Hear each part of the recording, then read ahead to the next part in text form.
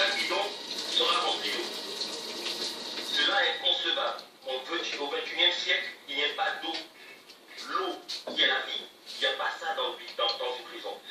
Ici, vous avez l'image qui vient après, c'est encore quelque chose qui vous montre encore qu'il n'y a pas d'eau. Ça, c'est lorsque les parents viennent rentrer ici, ils sont obligés d'amener de l'eau.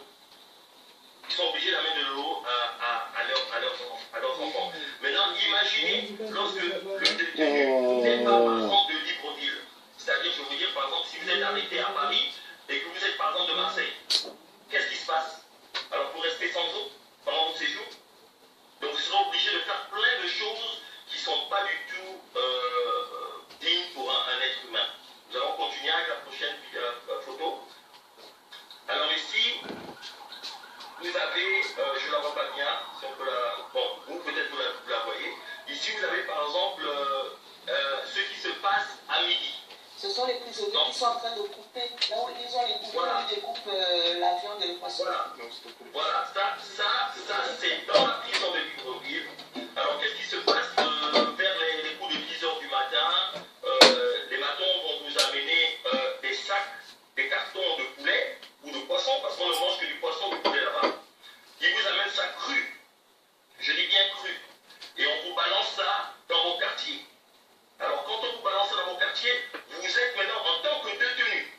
Vous devez normalement être, on doit normalement vous nourrir. On doit nourrir un détenu. Vous êtes un détenu, ça ne veut pas dire que vous n'avez plus de droits de citoyen. Il y a une constitution au Gabon qui donne des droits à un citoyen. Donc quand on est prisonnier, on est toujours citoyen. Donc on a droit à manger, on a droit à boire de l'eau. Alors là, les prisonniers eux-mêmes font la cuisine. Alors s'ils font la cuisine, il faut bien vous dire que, regardez bien, vous allez voir qu'il a un objet avec lui dans la main, il y a un couteau. Donc il y a des objets tranchants dans cette prison. Ça veut dire que donc la sécurité des détenus n'est même pas garantie. Déjà vous êtes plusieurs dans une cellule, ça veut dire que votre intégrité n'est pas protégée. Donc à n'importe quel instant, un détenu peut prendre un coup de poignard, peut prendre un coup de couteau. Heureusement encore, il y a une certaine solidarité entre les détenus. Là, ils sont obligés de détailler le poisson pour manger. Donc eux-mêmes, ils font leur cuisine. Alors, et encore là, je tiens à vous dire que si vous êtes un détenu qui vient de Marseille, et vous êtes pris à Paris, si vous n'avez pas les condiments nécessaires pour faire votre plat, il pourrait arriver que vous serez obligé d'aller vous prostituer, par exemple, pour avoir de la tomate. Vous allez vous prostituer pour avoir un matelas. Vous allez vous prostituer pour avoir de l'huile, etc. Là, vous voyez, c'est une scène aussi à midi. Les cuisiniers font la cuisine.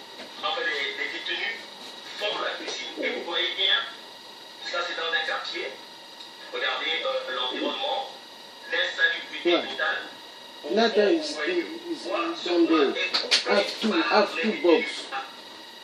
Il y a une hache à l'intérieur, dans ces trucs à faire. Et là, vous regardez, vous voyez des casseroles, des marmites avec des rats.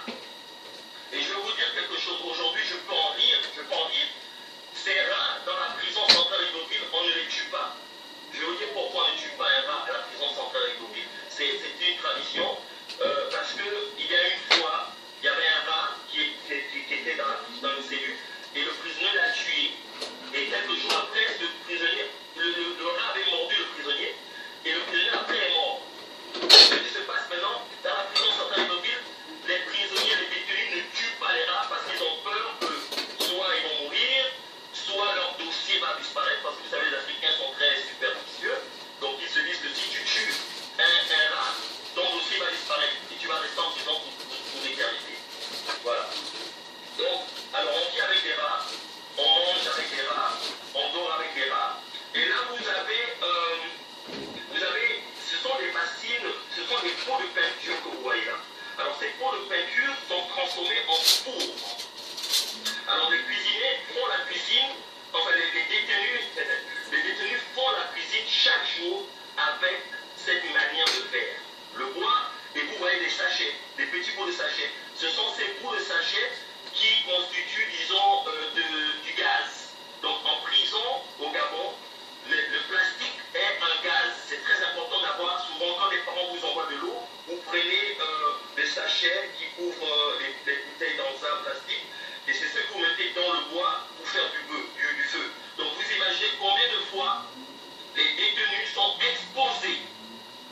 ce qui est chimique, parce que vous êtes en prison pendant 2 ans, 6 mois, etc. Moi, j'étais pendant 83 jours, c'était 83 jours, non 40.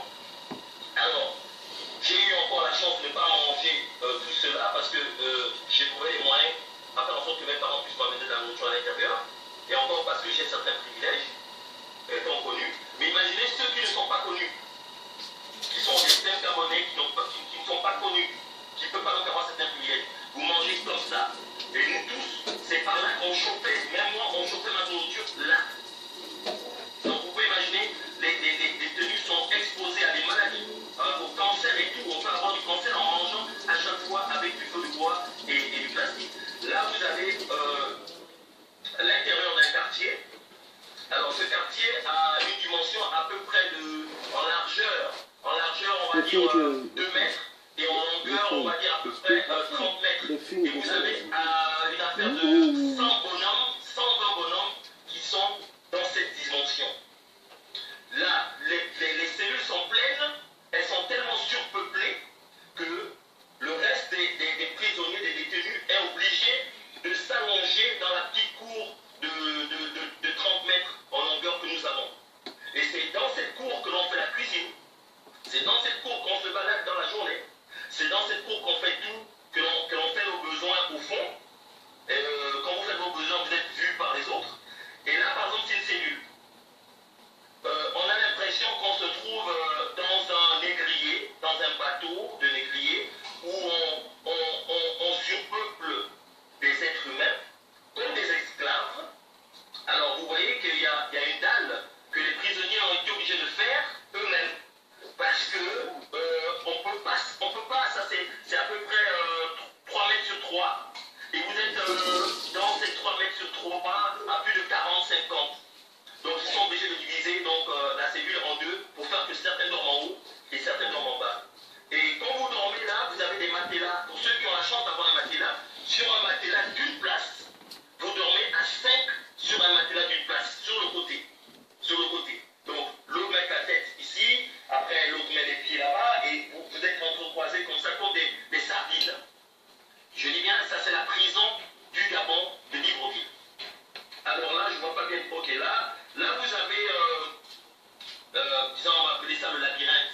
C'est par là que, quand vous avez les portes ouvertes, des journées de portes ouvertes, que les détenus vont visiter les autres détenus dans d'autres quartiers. Et vous voyez bien ici qu'il y a du commerce. Vous voyez des gens qui marchent avec des paniers, etc. On fait du commerce à l'intérieur. À l'intérieur, on vend des différentes drogues. Il y a du chanvre, il y a de la cocaïne, il y a tout ce que vous pouvez imaginer à l'intérieur. Le principe ici, c'est quoi? Je ne sais pas où va le budget de la prison de Libreville. Les détenus n'ont pas de tenue. C'est un danger déjà pour le voisinage. Ça veut dire que si un détenu s'évade, tout de suite, il va se fondre dans la nature. On ne pourra pas connaître qui il est. Donc déjà, c'est un danger pour le voisinage. 2, les détenus sont livrés à eux-mêmes. C'est un bidonville. Ils se livrent à eux-mêmes. Pourquoi? Le budget, je ne sais pas où il va. Donc, il laisse donc les détenus à l'intérieur faire ce qu'ils veulent pour pouvoir donc ne pas être justifiable ou quoi que ce soit. Alors ici, une image très frappante. Je connais ce monsieur même qui est au sol, il s'appelle Hervé Bercier, c'est un Français suisse. Alors, et il y a bien sûr d'autres détenus autour de lui, vous voyez encore qu'il y a du commerce, il y a des gars qui ont des bassines.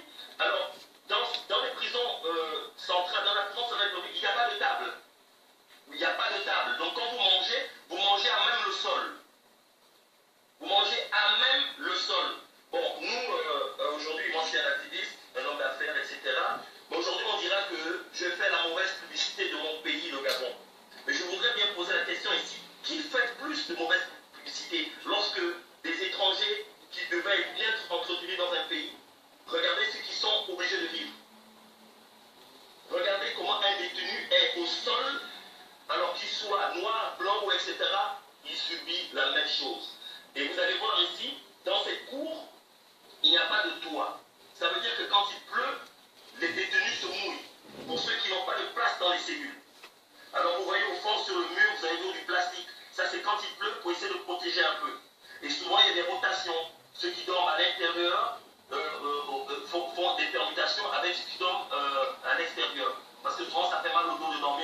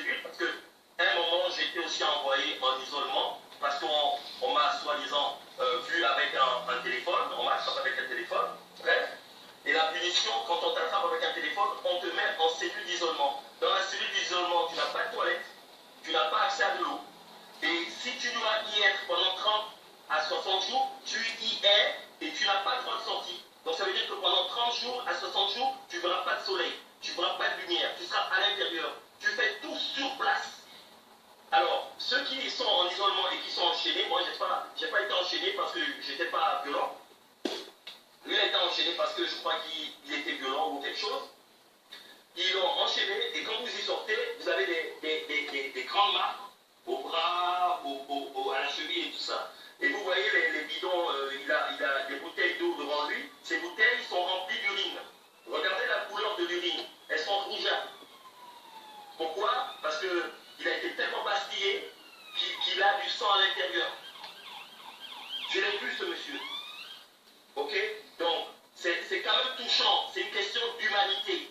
C'est une question d'humanité, d'humanisme. Donc, j'espère vraiment que la France, que la presse française fera un bruit sur cela, parce qu'il faut qu'au Gabon, on respecte les droits de l'homme.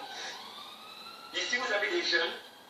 Vous voyez ces jeunes, imaginez des jeunes de 15 ans, 17 ans, qui sont mélangés avec des adultes.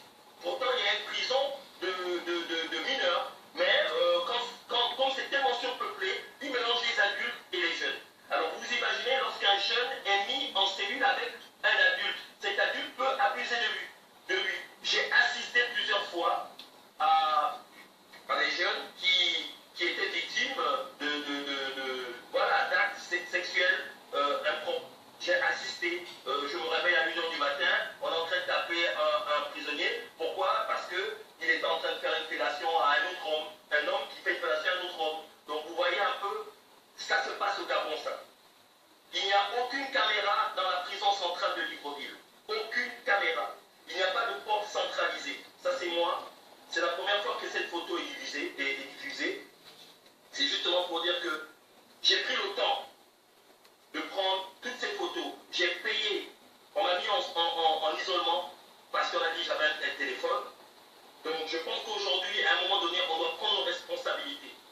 Si je fais cet acte aujourd'hui, c'est pour que les choses changent.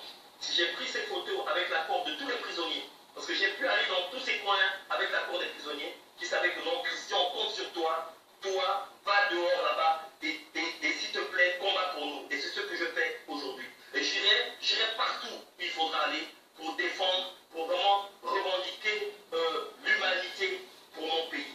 Il faut que les Gabonais, les détenus gabonais soient respectés comme des êtres humains et non comme des esclaves ou des animaux. Un détenu a des droits des citoyens, toujours. La constitution gabonaise est toujours appliquée sur un détenu. Alors là, vous me voyez avec l'un des détenus les plus, on va dire, qui a beaucoup de privilèges et d'autorité. C'est lui qui me protégeait là-bas. Il s'appelle As. Et voilà. C'était dans cet environnement que j'ai vécu pendant 83 jours. Donc c'était ça un peu mon propos. Et si vous avez des questions, je serai là pour vous répondre. Voilà.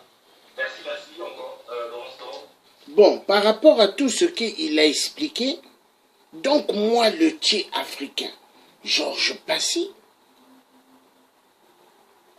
je serai toujours debout pour pointer de doigt Ali Bongo XPD d'assassins et de criminels.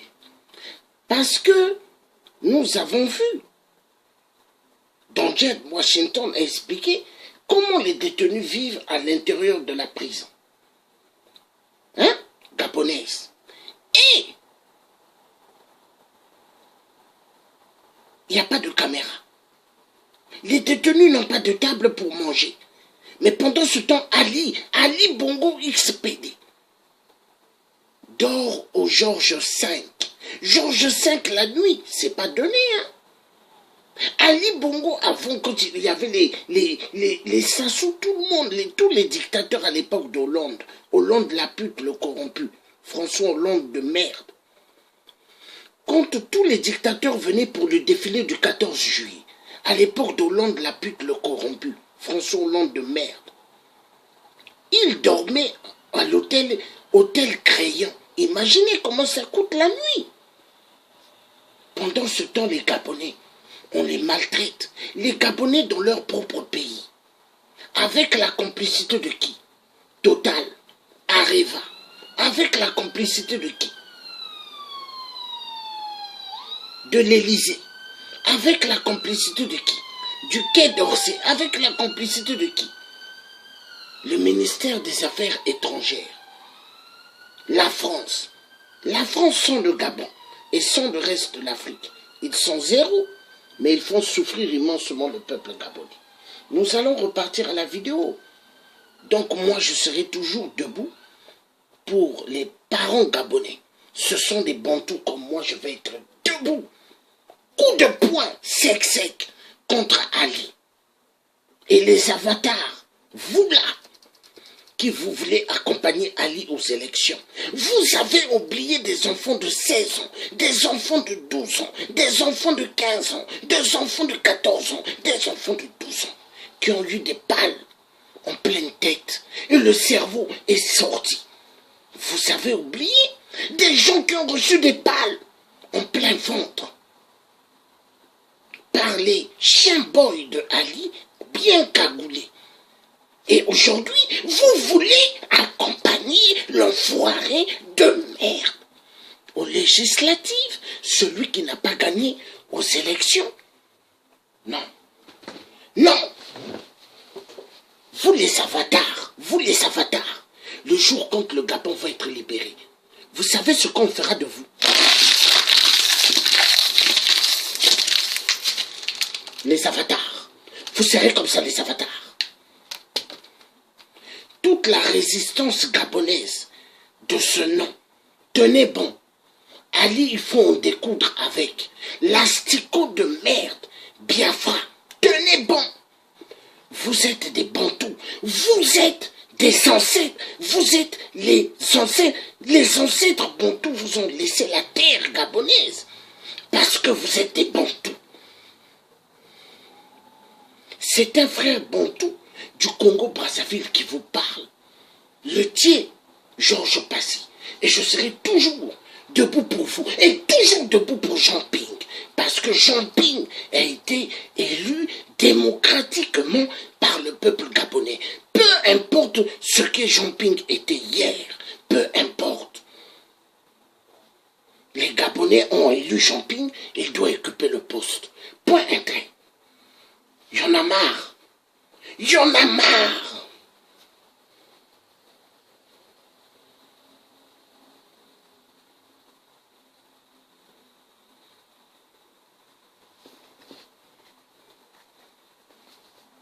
Faire souffrir le peuple gabonais. Les hommes gabonais, les femmes gabonaises souffrent. Au Gabon, ils souffrent. Mais en France, avez-vous pensé en France? Mais il y a des Gabonaises et Gabonais qui souffrent. Il y en a qui n'ont pas de travail. Ils font comment pour vivre? Mais ils vivent difficilement. Il y a des Gabonaises qui sont obligées de louer.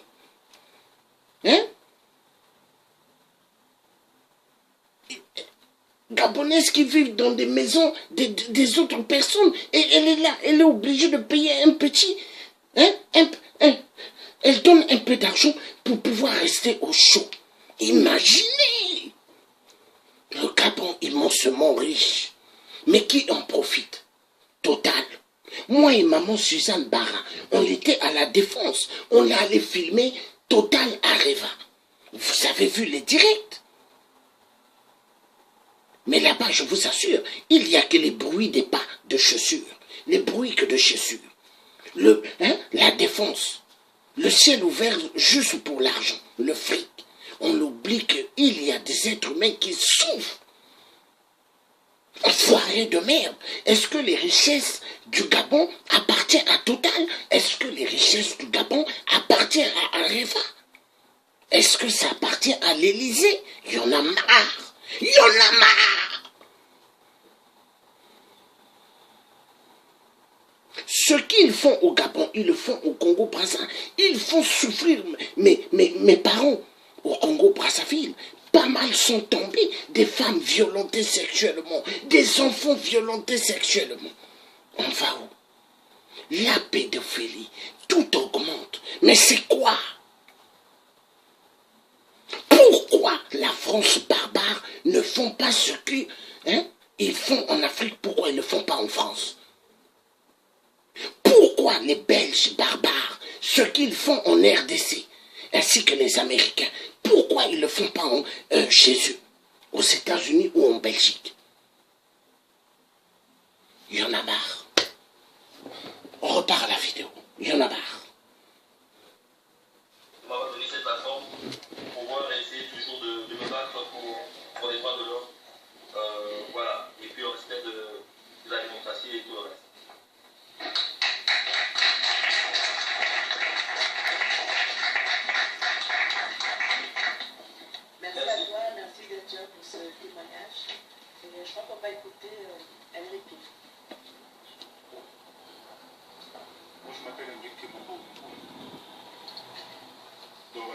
passage ici en France.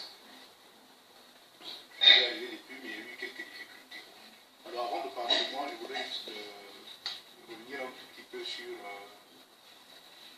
tout ce qui a été dit.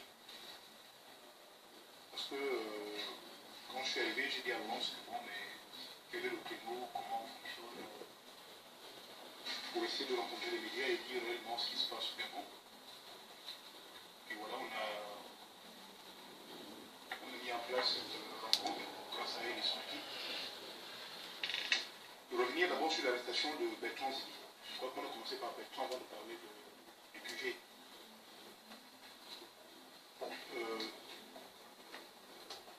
Il n'y a pas de questions à se poser sur si c'est un prisonnier politique parce que souvent j'entends les gens dire on devrait ou on doit penser c'est un prisonnier politique. Bertrand Zibi, je ne le connaissais pas personnellement avant. Parce que moi je l'ai rencontré après sa démission. Quand je dis que je l'ai rencontré, c'est parce que justement je suis très actif au niveau de la mobilisation des jeunes Gabonais. On est quelques principaux leaders de la jeunesse au Gabon. Il n'y en a pas beaucoup, je crois qu'on ne sera pas plus de 5, s'il faut énumérer les noms.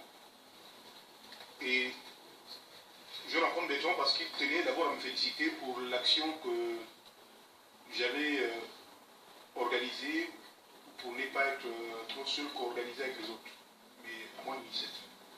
C'est l'action du 9 juillet. Le 9 juillet, Ali Bongo doit déposer une candidature dans la Cité de la démocratie. C'est là que se trouve le siège de la Sénat. Donc le Conseil, la Commission nationale électorale. La Commission nationale électorale, je n'aime pas dire indépendante et autonome, parce qu'elle n'est ni autonome ni indépendante en réalité. Donc, Commission nationale électorale, Ali Bongo. C'est une grosse manifestation justement pour empêcher Ali Bongo de passer devant son dossier. Le but est je ne sais pas qu'est-ce que c'est. Ah, vraiment. Pour être candidat au Gabon, sauf si on est dans un pays une république vraiment bananière, il faut avoir des papiers. Quand un enfant naît, il a une acte de naissance. Toi, tu n'en as pas. Mais tu as été président en 2009 sans papier. Comment tu vas encore être président en 2016 sans papier? C'est la question que nous, on devait poser à Ali. Il demandait que papa, tu vas déposer quel papier encore? Montre-moi les papiers que tu as maintenant. Donc, Ali, non, c'est... Voilà le personnage. Je ne veux pas refaire l'histoire parce que je suppose que les médias savent de quoi on parle. Ali Bongo a une naissance qui est faite par son cousin qui est né des années après lui. Ça pose problème. Votre petit frère, un cousin, qui est né 10-15 ans après vous, il devient maire. Et en devenant maire, c'est celui-là qui vous fait l'acte de naissance. Et c'est avec cet acte de naissance qu'Ali Bongo devient candidat en 2009. Parce que depuis sa naissance, Bongo père n'avait pas pensé à lui faire l'acte de naissance. Et donc, nous les jeunes, il a choisi ce qu'on avait tenu à lui dire que papa, aujourd'hui tu ne passeras pas. Il faut que tu nous présentes des papiers qui feront de nouveau de toi président au Gabon. Évidemment, il a eu connaissance du projet et donc il a barricadé la démocratie, il a décidé, il aime bien faire les spectacles, vraiment c'est un homme des spectacles. Donc il avait tenu à faire finalement un spectacle rond pour la démocratie, à l'endroit où on avait décidé d'organiser une manifestation. De toute façon, il avait eu des renseignements qui disaient que Ali, tu ne passeras pas cette fois, les enfants sont les témoins. En dépit du blocage de l'espace, en dépit vraiment des énormes forces qu'il avait mobilisées, juste pour son passage, on a pu lui rappeler que cette terre s'appelle Gabon et que nous sommes là, on n'acceptera pas le désordre. Et Ali a dû partir très vite, son concert ne s'est même plus fait. Ça, c'est le 9 juillet. Et à partir du 9 juillet, donc, Ali décide de nous pourchasser. Principalement deux personnes, moi et un autre qui s'appelle Mouki, qui s'est réfugié au Gabon. Donc, c'est juste pour dire que tout part de là. Et je ne pourrais pas faire le résumé, elle est vraiment face à face avec des plans, mais quelques jours après, c'est des individus qui se présentent comme des policiers qui vont tirer chez nous. On a beaucoup parlé de ça. Je suis dans un quartier appelé Adjumikos. On a dégagé à Lille quelques jours avant au rond-point de la démocratie. Et plusieurs jours après,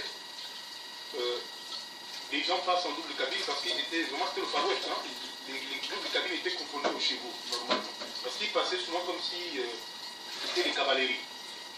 Et ils passent, j'attends un téléphone. En fait, je vois tout WhatsApp. Tout le monde me dit arrête les villageois. Et là, il fait tout WhatsApp. Je pense que l'appel au nom du et ce jour, je me retrouve au capital. Je me dis, parce que je dois avoir WhatsApp.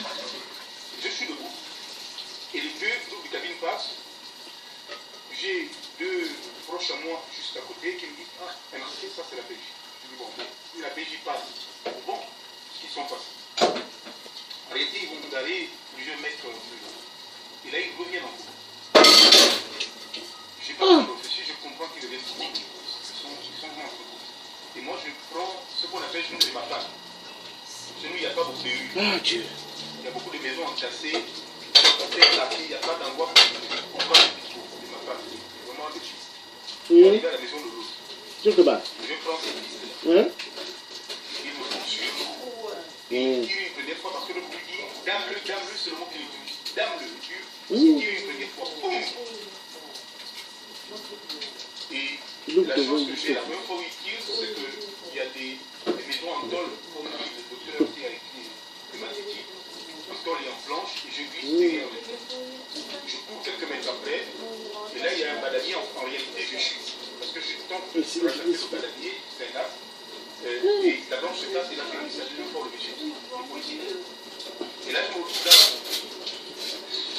totalement dans la cour, c'est pas une cour normale, parce qu'en réalité dans ce trou, tout ce qui est au bord de cette ancienne rivière, il y a des anciennes rivières dans les côtés, c'est que des toilettes traditionnelles. Et donc ces toilettes sont déversées directement dans cette rivière. Et je dois devoir nager dans les déchets, dans les matières fécales. Nager, c'est-à-dire que ce n'est pas que consommes, ce n'est pas une rivière. Tu consommes cette boue, ce n'est pas une boue normale. Mais tu dois nager dans c'est de matières fécales. Pour aller te réfugier derrière des fausses cannes, c'est des herbes, des fausses cannes. Et là, ils viennent, ils entourent l'espace. Je pense qu'on est environ sur le 27 et ils font le tour, ils sont une dizaine. Le mec il dit tu es sûr que tu ne l'as pas touché, l'autre dit non, je ne sais pas si je l'ai touché, mais fouillons bien. Et il fouille toute la zone. Des petits bruits et des petits pouces un peu partis par là. C'est la chance que j'ai eu ce jour. Et après ce jour-ci, Bertrand me rencontre, c'était là pour me féliciter. Et dire vraiment vous avez été brave. Pour le dire à vous. Et puis que je cherchais à te rencontrer. J'ai vu tes vidéos. J'ai vu ce que tu as fait avec les autres sur la démocratie. Je t'ai là. C'est d'ailleurs ce 9 juillet, puisqu'il se fait appeler Ali 9, on avait choisi le 9 aussi. Pour lui dire que tu ne présenterais pas de compétition. C'est ce 9 juillet qu'on se associé les militaires et les autres à l'administration. Je rencontre Bertrand. Bertrand c'était quelqu'un de très sympathique, alors je ne le connais pas très bien, je sais qu'il était au PD. Moi j'ai toujours été dans l'opposition.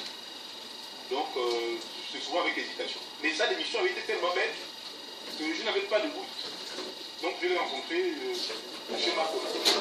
Première rencontre chez Marcona, c'est lui qui a toujours organisé la rencontre. Et il me félicite, il me dit il est important qu'on se batte pour ça. On a tous commis des erreurs par le passé. Bongo était devenu comme un père pour tout le monde, il avait tellement corrompu l'ensemble de la société que nous tous on suivait cette voie comme ça. Mais on arrive à un stade où quelqu'un doit quand même se réaliser, se dire non, là quand même c'est trop. On a trop fait. On a trop fait subir au peuple. Et c'est la raison et les motivations pour lesquelles j'ai démissionné de moi. Ok. Et de cette rencontre va naître une amitié qui va nous permettre de nous rencontrer. À l'époque, j'ai eu Bertrand, j'ai rencontré Bertrand. En fait, elle parlait de l'art. Il faut quand même bien expliquer. Bertrand n'a pas d'art. Les militaires sont allés avec lui. Donc ils arrivent à la maison, là où il habitait. Pas là où il habite, hein. Un chantier. Là où il construit. C'est-à-dire que ce n'est même pas dans la maison dans laquelle il habite. C'est un chantier qu'il a de construire. C'est là-bas qu'ils ont décidé d'aller faire une perquisition. Mais aller perquisitionner là où il habite. Pourquoi aller perquisitionner un chantier où il y a des briques et des tonnes? Et ils sont rentrés. En 5 minutes, l'un d'eux avait déjà vu une arme. Ah, j'ai vu l'arme. Ah. Et c'est l'arme, c'est sur cette arme qu'il se repose pour dire détention d'armes. Une arme retrouvée en 2-3 minutes. Et maintenant, il est en prison. Elle parlait de torture, elle dit qu'elle ne sait pas ce qui se passe, mais je vais pour revenir à ce que Danger disait. En fait, Danger, dans son témoignage, il fait même un beau témoignage. Ce témoignage est beau. Pourquoi il est beau? Parce qu'en réalité, quand Danger était en prison, la prison n'était pas aussi surpeuplée de détenus politiques. Aujourd'hui, c'est grave ce qui se passe à Libreville. Alors, lorsque Danger était en prison, on avait environ dans les 1000 ou 2000 prisonniers. Aujourd'hui, on a dépassé les 3500 prisonniers. C'est énorme ce qui se passe aujourd'hui. Lorsque vous voyez ces images, où il y a quand même quelqu'un qui peut être à côté et l'autre un peu plus loin, il y a peut-être quelques centimètres d'écart. Les écarts Danger n'existent plus. Maintenant, on dort les uns sur les autres. Voici ce qu'on appelle un quartier de la prison centrale Libreville. C'est exactement cette pièce dans laquelle nous sommes. Voilà comment ça se passe. Vous voyez la ligne du milieu? C'est un mur. Et de ce côté, ils sont découpés. C'est ça un quartier. Et de ce côté, c'est le couloir dont il vous parle, la prison centrale. C'est tout un couloir comme ça. Et ce couloir, il n'y a pas de toit. Soit c'est totalement ouvert, soit il y a quand même un grillage. Et sur ce couloir, dorment la majorité des prisonniers. Pourquoi? Parce que dans les quartiers, il vous a parlé de blocs, de béton. Non, c'est des planches. Ça veut dire que le prisonnier, tellement ils sont nombreux, que dans chaque quartier, ils ont décidé de mettre des planchers. Il y a un premier plancher qui s'appelle le mi. On appelle ça le mi. C'est un nom là. Je l'ai noté ici. Je vais revenir au nom. Donc il y a un premier. Il y a un premier niveau.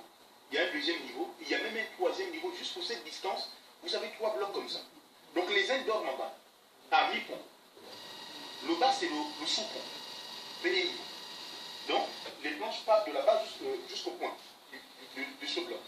Deuxième niveau, c'est au milieu. Troisième niveau, c'est plus haut. Donc ceux qui dorment n'ont même pas de l'espace pour s'asseoir comme ça. Parce que c'est tellement bas, les blocs, les différents planchers. Et donc les gens rentrent dans les planchers pour dormir. Les gens entrent.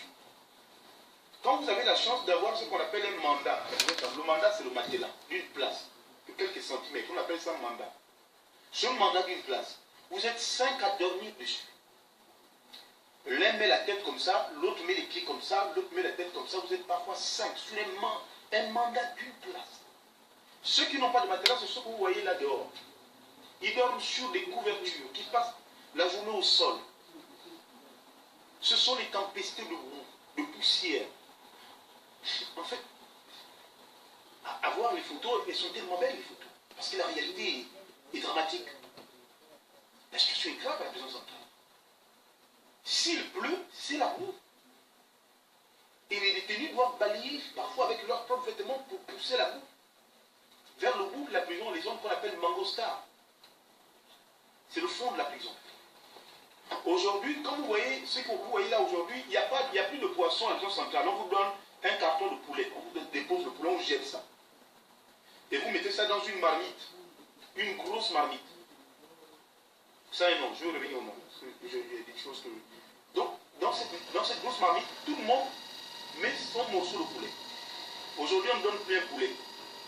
On te donne une cuisse. Une cuisse, c'est pour 2 personnes pour découper la cuisse d'un poulet à 2. Et tout ça est préparé dans une grosse marmite. Sans huile. Juste en versant de l'eau, en trouvant un peu de sel. C'est ça que les détenus mangent. Il n'y a plus 2 repas, 3 repas, ça n'existe plus. Il n'y a qu'un repas par jour. Les repas ne viennent pas à 10 heures, ça n'existe plus. Les repas viennent parfois à 15 heures. Ou à 12 heures, ils décident de vous partager le poulet.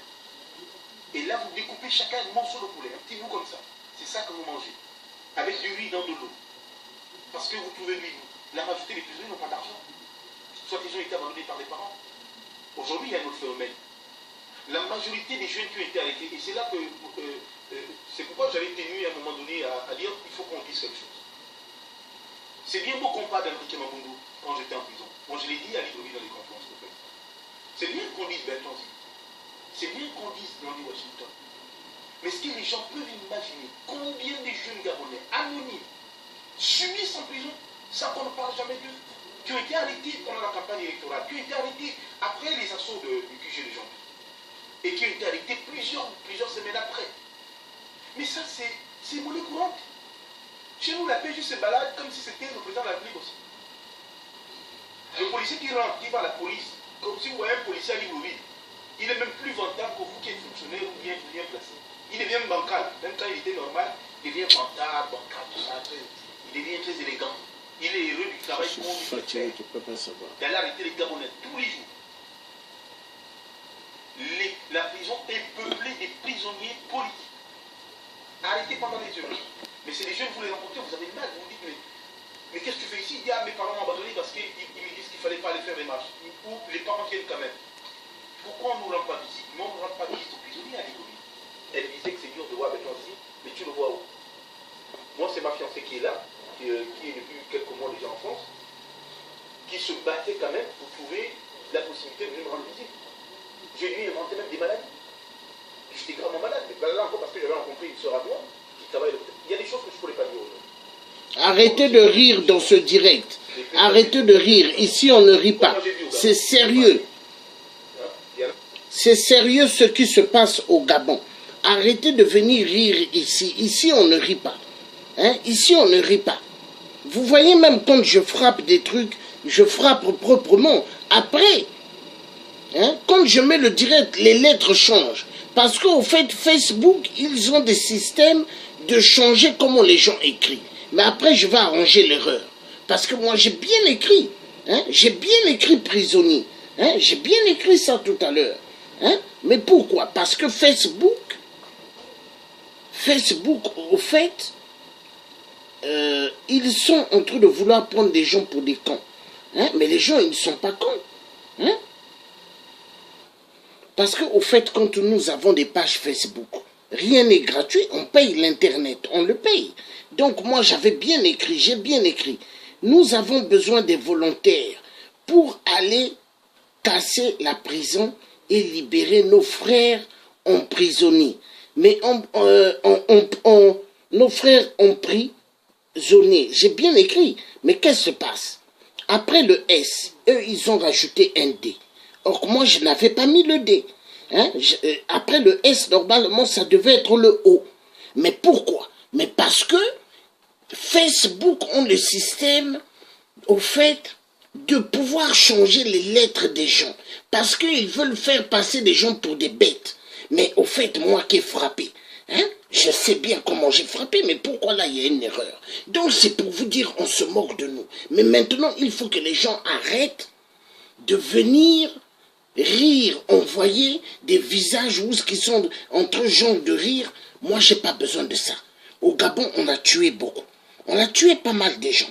Il y a des gens qui souffrent dans les prisons au Gabon. Il y a plus de 3500 prisonniers. Vous avez entendu? Au Congo, Brazzaville, chez moi, on fait souffrir. Au Congo, RDC, on fait souffrir. Mais nous, les résistants qui sommes levés, on va en découdre avec ça. Ça va finir. Parce que nous, on ne veut plus. On ne veut plus qu'on nous prenne pour des sous-hommes. On n'est pas des sous-hommes. Donc, vous là qui venez rire là, arrêtez. Si vous êtes des avatars des reptiliens, si vous êtes des gens de Ali Bongo, mais félicitations, vous croyez que Ali est Dieu? Mais ça va finir. Ça va finir parce que les gens sont décidés. On va en découdre. Les enfoirés de merde. Il y en a marre. Vous croyez que Denzel Washington qui a subi dans la cellule, vous croyez que tout ce qu'il est en train de faire, vous croyez il le fait pour la blague? Il le fait parce qu'il aime le Gabon. Il le fait parce qu'il aime tout le peuple gabonais. Et moi, le Dieu qui me lève, en train de faire des choses, je le fais parce que j'aime mes frères gabonais et mes sœurs gabonaises. Pas mal de dames gabonaises qui sont des mamans. Et pas mal de pères gabonais. Et pas mal de frères et de sœurs gabonaises qui me connaissent, savent que je suis quelqu'un qui aime le Gabon comme si j'étais né au Gabon. Mais pourquoi j'aime le peuple gabonais? Parce que il y a le son qui circule en moi, le son bantou. Vous êtes des bantous comme moi. Hein? Est-ce que je peux continuer à vous regarder de vivre dans la misère? Je ne peux pas. Je ne peux pas. Celui qui va accepter de voir l'autre vivre dans la misère est un avatar, un reptilien. Moi, je ne peux pas accepter de voir un Gabonais vivre dans la misère. Je ne peux pas accepter de voir une Gabonaise vivre dans la misère. Et je ferai tout pendant que je suis en vie. Il faut que les choses changent au Gabon. Il faut que les choses changent au Gabon. Et j'appelle toutes les résistances efficaces aux États-Unis gabonaises. Levez-vous, mes frères, les braves hommes gabonais, debout, les braves femmes gabonaises, debout, libérons le Gabon. Toute l'Afrique debout pour libérer le Gabon. Toute l'Afrique debout pour libérer notre continent, l'Afrique. Nous en avons besoin. Il y en a marre.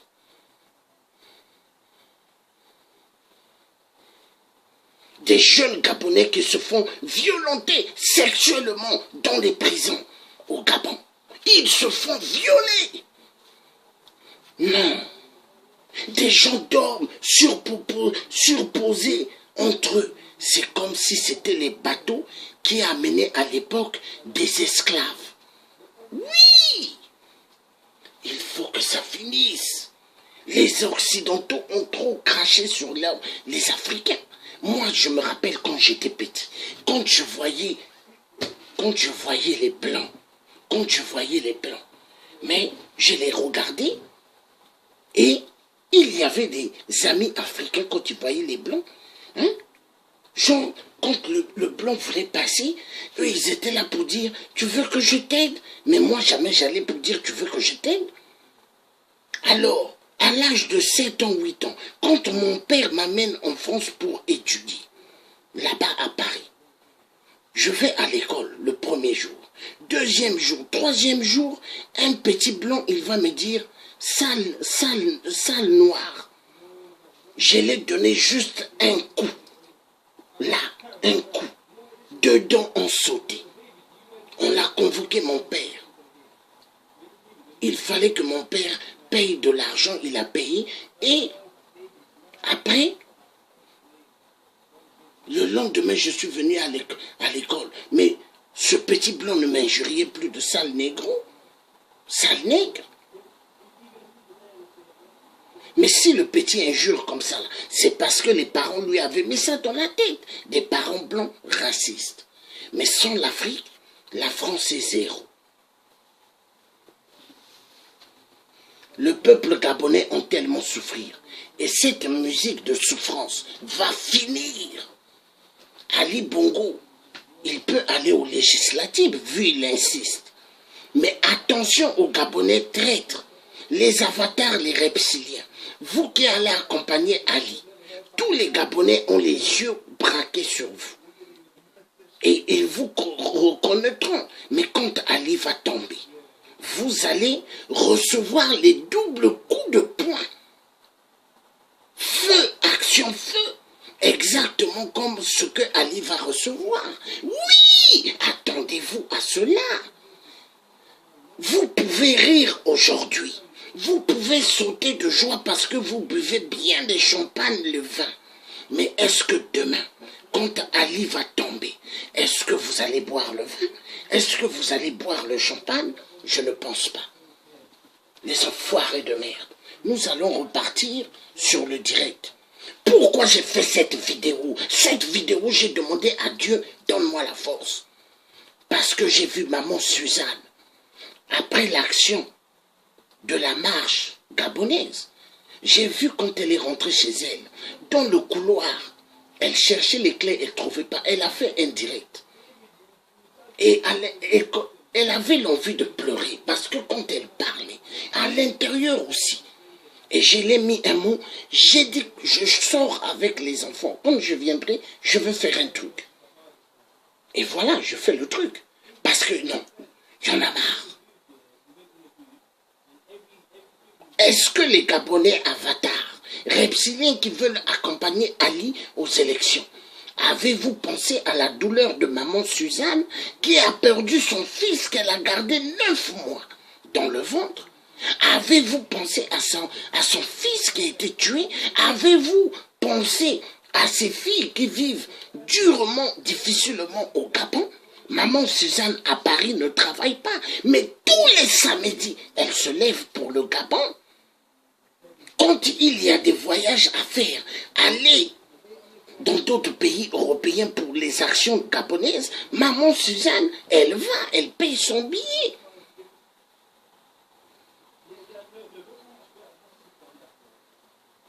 Est-ce que vous pensez à cela? Quoi? Parce que donc il n'y a que maman Suzanne et les autres Gabonais qui ont perdu des parents, mais vous aussi vous pouvez perdre des parents, parce que Ali est un homme sans sentiment. Il a tué pas mal de gens. Et Ali, Bertrand Zibi a travaillé avec Ali. Hein? Mais aujourd'hui, qu'est-ce qu'il fait Ali? Hein? Ali, qu'est-ce qu'il est en train de faire à Bertrand Zibi? Il est en train de lui faire ce qu'on appelle des doubles coups. Mais est-ce que Ali a pensé demain pour lui? Est-ce que vous, les avatars, qui fermez vos oreilles quand nous parlons, est-ce que vous avez pensé à votre vie après Ali? Mais ça va être chaud.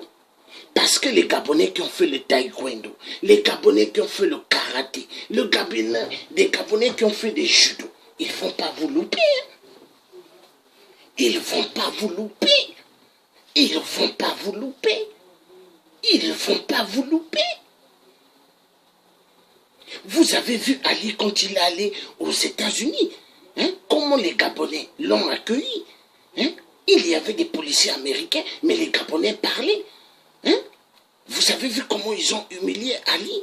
Mais vous, avez-vous pensé demain, quand Ali ne sera pas là, qu'est-ce que vous deviendrez? Avez-vous pensé? Avez-vous pensé à ceux qui vivent dans les maisons en tôle au Gabon? Avez-vous pensé à ceux qui ont perdu leur vie? Pourquoi? À cause des inondations d'eau, de pluie, et il y a eu des serpents dans l'eau qui ont piqué des enfants, des pères ou des mères de famille qui sont décédés. Avez-vous pensé à cela? Non, vous ne pensez pas. Vous pensez qu'à l'argent. L'argent qu'Ali doit vous donner. Les enfoirés de merde d'Avatar.